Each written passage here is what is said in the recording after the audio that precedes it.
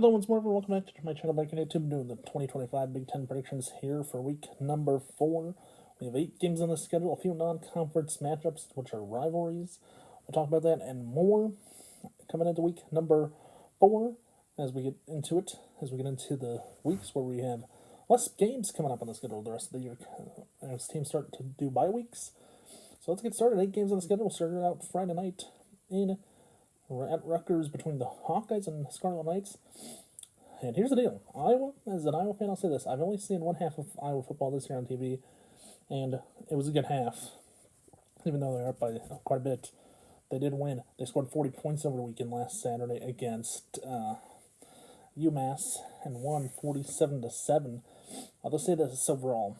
Iowa's going to have to get into the grunt work of Big Ten play now 9 games.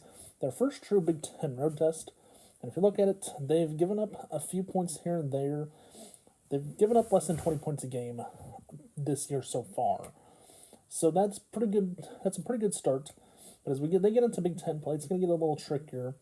They have 4 Big Ten road games this season. And looking at those Big Ten road games to start out, Rutgers, this might be the easiest Big Ten road game for them because the next 3 after this one headed to Wisconsin in October. Then they go to USC in November, and then they have to travel to Nebraska at the Black Friday, the day after Thanksgiving.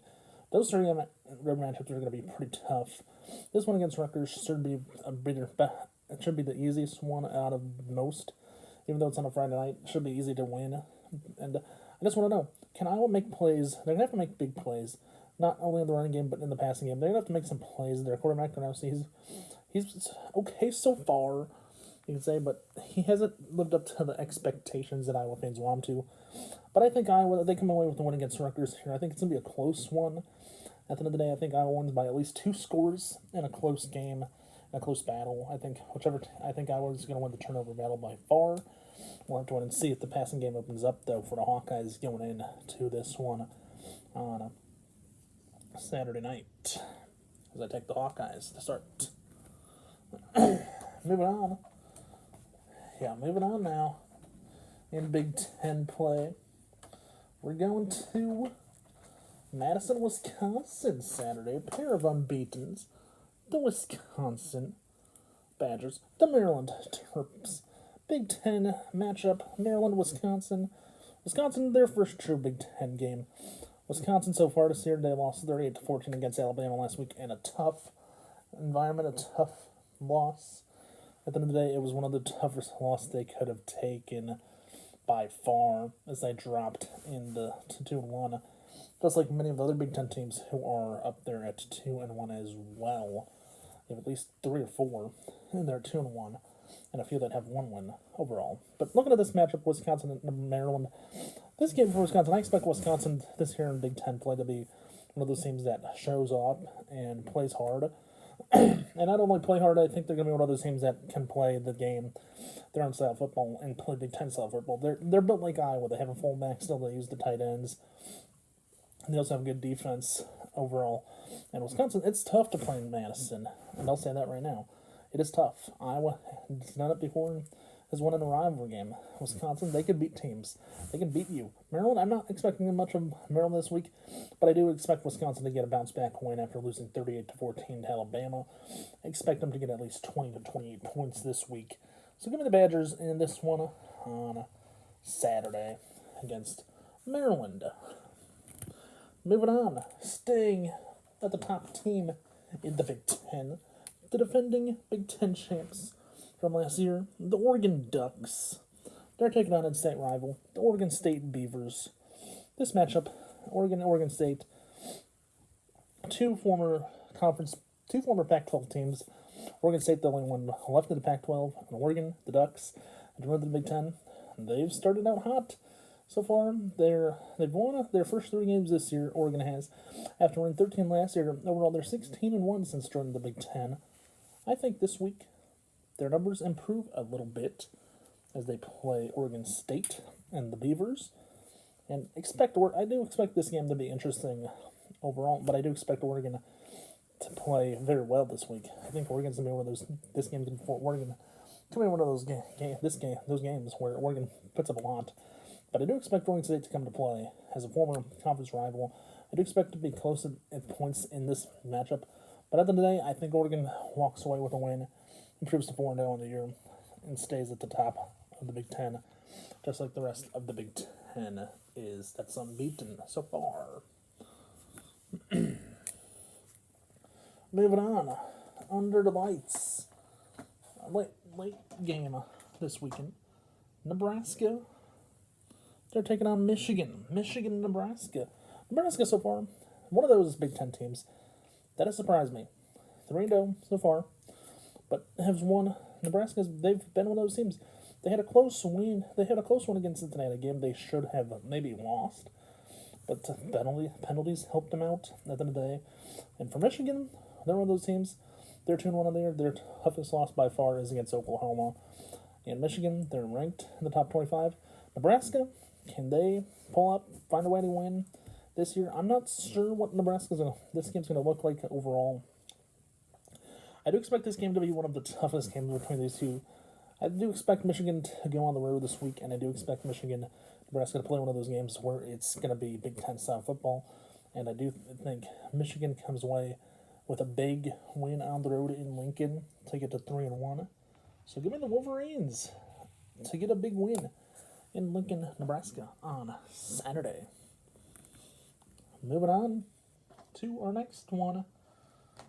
We have Purdue Boilermakers. They're headed up to South Bend to play the Notre Dame Fighting Irish. Fortunately, I do not have a Notre Dame helmet. But Purdue, Notre Dame, a rivalry renewed. Once again, last year, they renewed the rivalry in West Lafayette, and Notre Dame won it. Coming into this storyline of this matchup, the story is Purdue losing to USC last week. They're 2-1 on the year. But even though Purdue lost, they're 2-1. This is a rivalry game. They're going to be playing a Notre Dame team that's 0-2 already. And you know what? If Notre Dame starts 0-2, they can win 10 games in a row. They'll be a college football playoff team like they were last year. But Notre Dame does have a tough schedule ahead of them. This might be one of the easiest games for Notre Dame going through the rest of the year, going into it, and playing against Purdue.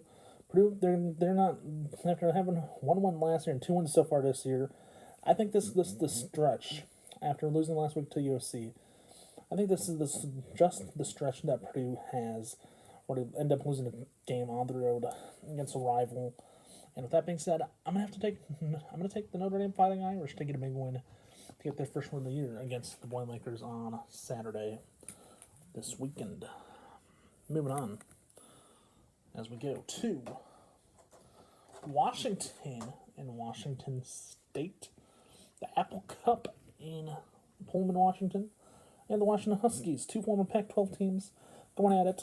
Washington State, the lone of two Pac-12 teams left going into Washington State, the Apple Cup. You can look at this rivalry and say this: these two teams have been rivals for years. Washington had a great success about 5-10 years ago. In the last 10 years, where they won like 8 in a row or something like that, Washington State barely won a few years back, the last 5 years or so.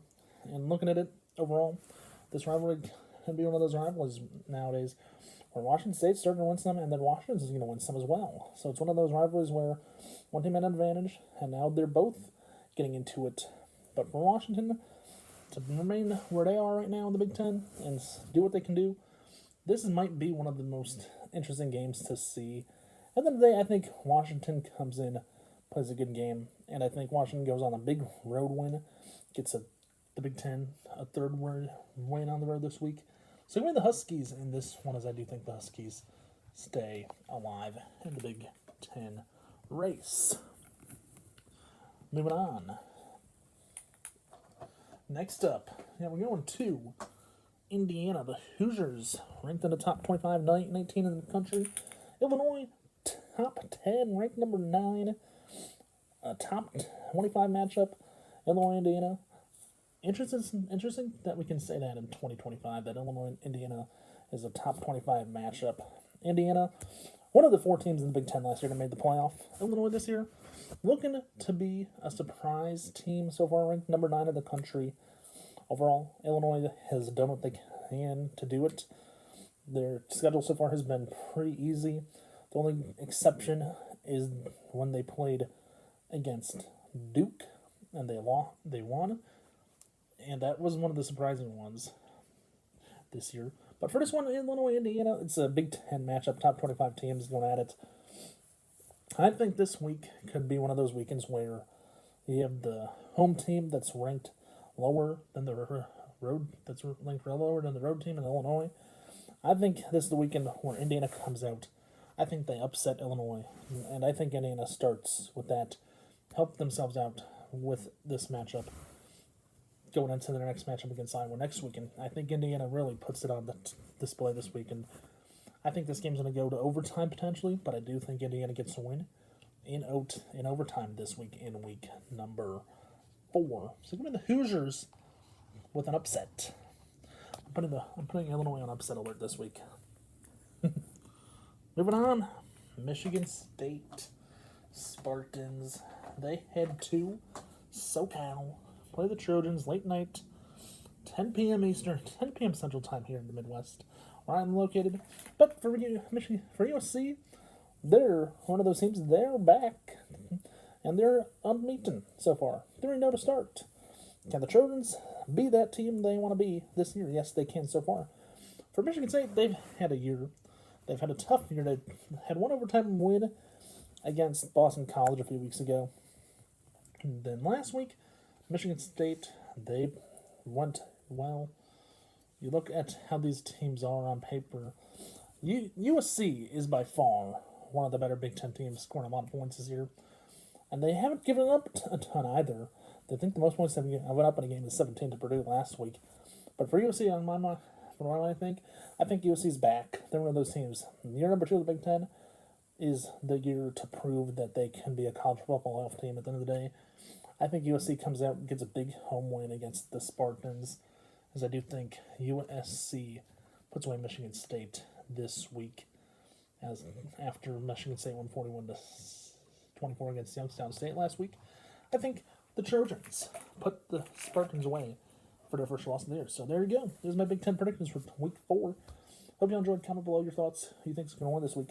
And I'll see you right back here next Thursday, week 5 of the week 4 quick version coming up in a few minutes.